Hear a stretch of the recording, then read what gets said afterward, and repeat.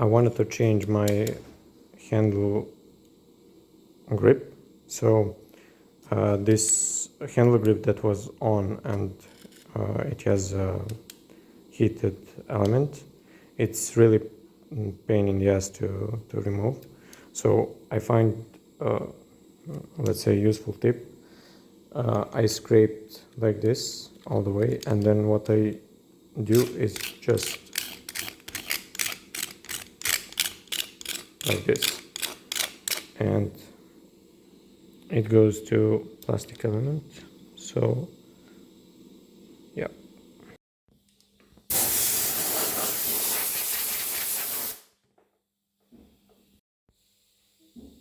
So it's clean now.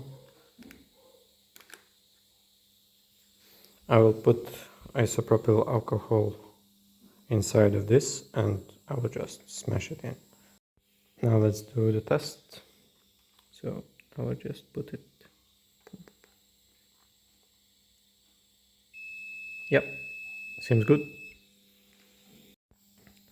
I just smashed the handle grip inside, so yeah. I did cut the throttle tube around, so it was easier.